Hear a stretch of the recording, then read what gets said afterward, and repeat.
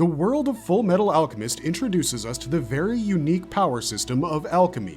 The system, although fantastical in nature, has strict limitations that make sense when one considers the laws of physics and how it operates within the verse. In essence, it's not nearly as magical as the type of sorcery we witness in stories such as Howl's Moving Castle or even shonen like Dragon Ball Z. However, it is not impossible to break these set laws and gain powers that should technically be impossible. This is a tremendous feat that the central antagonist, Father, manages to achieve.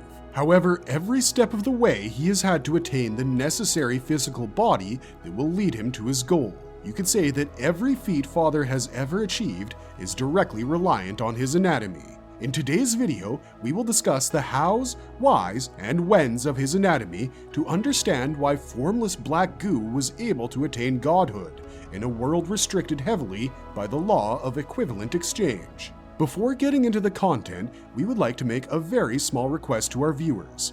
Please subscribe to our channel, like and comment on our videos, and press the bell icon to be notified whenever we upload new content. We would be grateful to you, and we hope to bring you the best nerdy content in the future. So, without further ado, let's jump right in.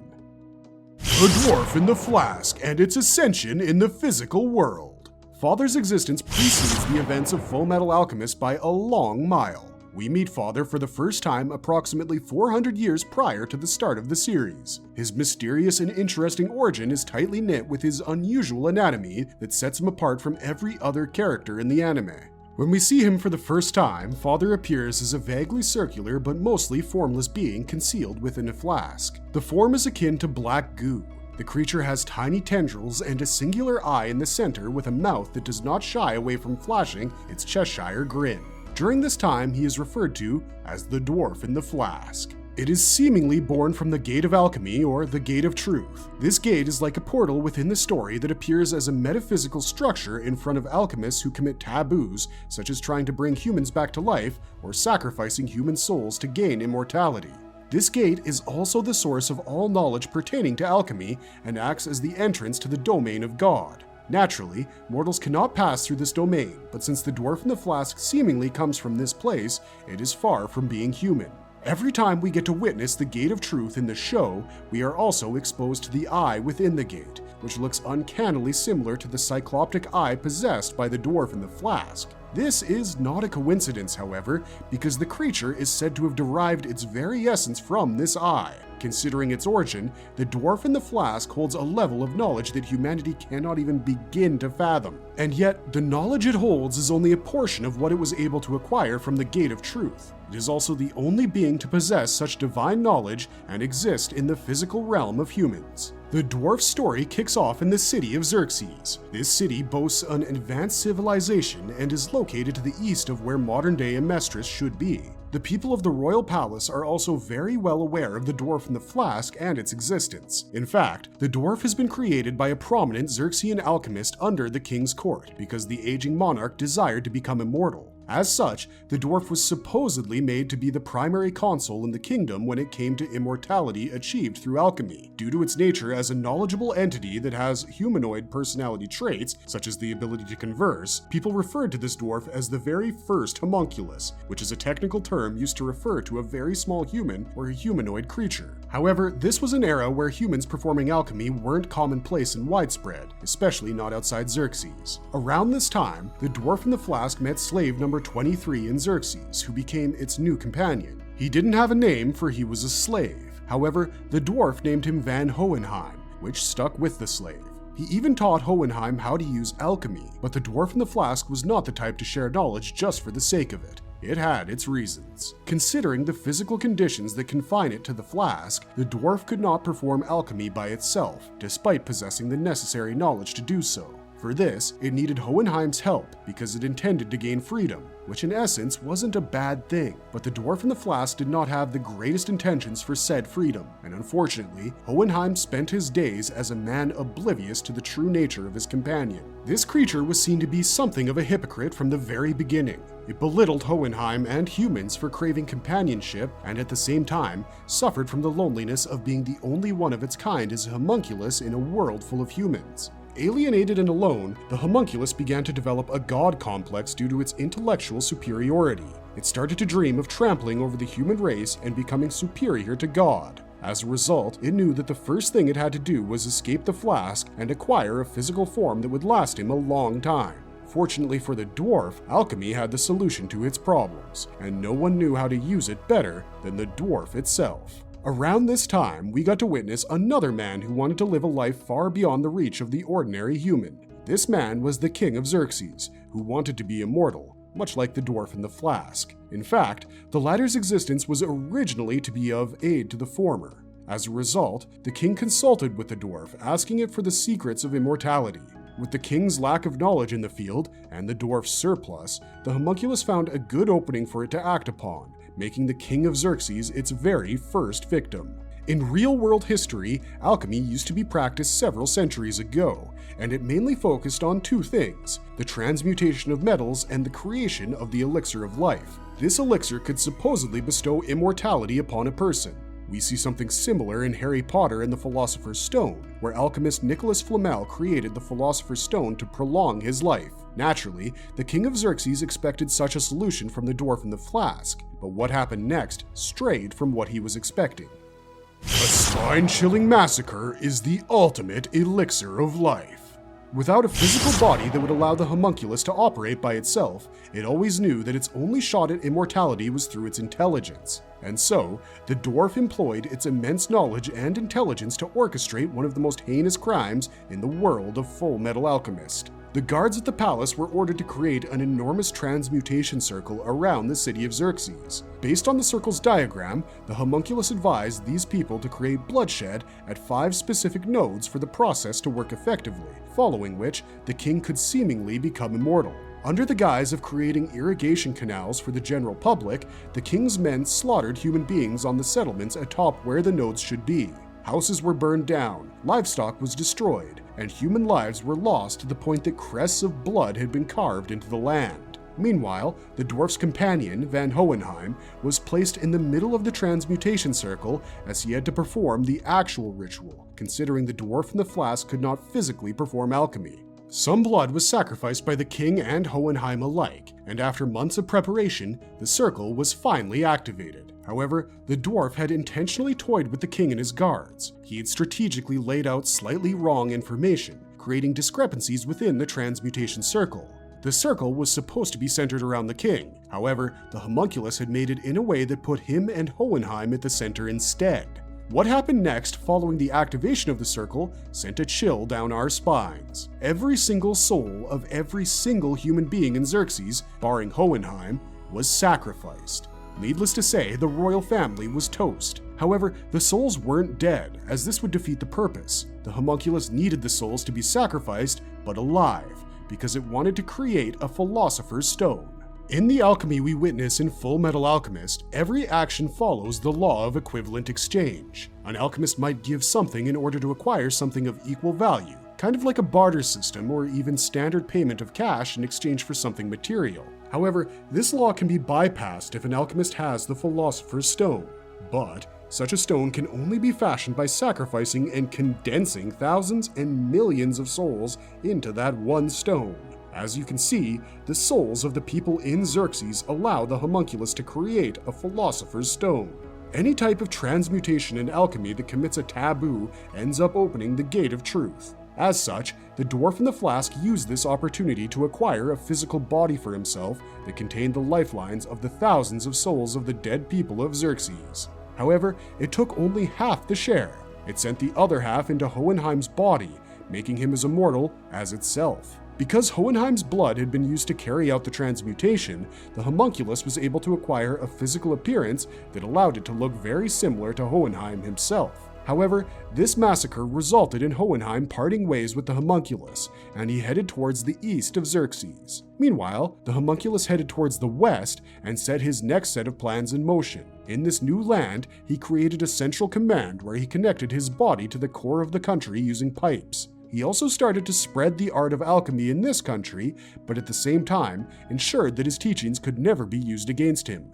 This was achieved by the homunculus's connection to the tectonic plates via the pipes, which led to the humans using the souls of the fallen people from Xerxes within the homunculus to channel their alchemy. Considering Amestris is where the story of Full Metal Alchemist takes place, it is interesting how the country has literally been founded by the homunculus for his own goals to be fulfilled. Naturally, a fate similar to that of Xerxes awaited Amestris. Creation of the homunculi, where body meets heart, plus Father's desire to go a step above God. There's a point where the homunculus becomes the titular father, and this is where we see an overlap between his anatomical workings and his personality. This homunculus is a vile being whose personality revels in all the 7 vices, namely lust, greed, envy, gluttony, sloth, pride, and wrath. However, his ultimate goal has always been to become a being that is greater than God, and God is supposed to be pure and perfect. As such, the homunculus also needed to purify himself. On top of that, we know how despite hating on the human desire to form communities, the homunculus always felt alone and alienated. He goes on to solve this problem by creating others like himself. He gets rid of the 7 vices and uses the power of the Philosopher's Stone to create 7 homunculi, with each homunculus representing one of the 7 deadly sins. By doing this, he creates a family for himself, a family where the homunculi are his children and call him father. He uses his children to create havoc across Amestris, but at his core, he's still narcissistic, selfish, and a megalomaniac. He doesn't manage to become a pure being after splitting his sins into different bodies, and yet his cruel personality contradicts with his desire for a family. At the same time, he's no stranger to treating these homunculi crudely. It is Father's desire to escape loneliness and form bonds in human connections that creates greed and the latter's desire for possessions. It is Father's envious nature towards the human race and their ability to create communities and share empathy that made Father envious of them while simultaneously hating them and suffering from an inferiority complex because humans could easily acquire something Father himself never could. This desire creates envy, who is probably one of the 2 vilest homunculi children, alongside pride. And finally, Father's self-reverence creates pride, who has a disdainful opinion towards the human race. In this new world order, Father propagates his teachings of alchemy to the people because he needs 5 sacrifices who, like himself, have witnessed the Gate of Truth and can perform alchemy without a transmutation circle. Of course, bloodshed is orchestrated at key points, and a transmutation circle runs underneath the country. However, this step is a step towards godhood. As such, it is more advanced and complicated, and requires more planning than what Father had orchestrated for the fall of Xerxes. What Father wants to do is absorb God on the day of the eclipse when he will sacrifice the people of Amestris and 5 alchemists who have seen the Gate of Truth, namely Edward Elric, Alphonse Elric, Roy Mustang, Izumi Curtis, and of course, Van Hohenheim. At this point, Father's physical body is also disintegrating because the appearance, akin to Hohenheim that he boasts, is not his own body. While his former apprentice has been able to maintain his looks, Father has not. The blonde hair has turned platinum, the beard has grayed, and the face has wrinkled. In this form, Father also wears the white royal garments he had procured from the corpses of those he killed in Xerxes, and, alongside it all, his face boasts a 3rd eye that can open and close on his forehead. The reason why Father can afford to dream so big is twofold. The first is he comes from truth itself, and the second is his anatomical advantage. He is not someone who possesses a Philosopher's Stone. He is the Philosopher's Stone, much like Hohenheim. He has accessed the Gate of Truth and performs alchemy without paying the gate toll. His knowledge is far beyond that of any other alchemist in history, barring Hohenheim. The laws of physics are mere toys to him. He can even heal body parts with a flick of the wrist, change the atomic structures of objects, and transmute whatever he wants. In short, alchemy has limitations within the FMA-verse, even for those who have accessed the Gate of Truth. However, for the likes of Father, his being a Philosopher's Stone allows him to use alchemy like it's magic. The alchemists in the country rely on his body to perform alchemy. As a result, he can toy with the flow of energy to render the powers of other alchemists useless. Enter God Mode. Enormous power that cannot operate without a strong vessel. Father becoming a god or something above God is not an ideal scenario, and the other characters try to stop it. But it happens anyway on the promised day. Father activates the nationwide transmutation circle, where lives are sacrificed, barring the 5 people who have seen the gate and some of the other characters who are protected using alkahestry, which is a type of Eastern alchemy that operates by using the chi of the planet. The gate is forced open. We have previously seen how there are 2 gates parallel to each other. While one is the gate of truth, the other is the gate of heavens. Father needed to go above and beyond for this ritual compared to what he did in Xerxes because he could not attain godhood without gaining access to the gate of heavens. In the process, he pulls in the energy from both gates, absorbs truth, absorbs the souls of 50 million people who have been sacrificed from a mistress, and unlocks the full potential of alchemy. Previously, he could ignore the laws of physics, but this time, his new power level makes him stronger than God. His increased power levels also impact his body, making him look similar to a younger version of Hohenheim instead of looking more like grandfather than father. As the new god, Father can do anything imaginable, such as high-scale transmutations, ascending by manipulating metal, creating tornadoes, and even making mini suns in the palms of his hands, and anything else he could think of as well.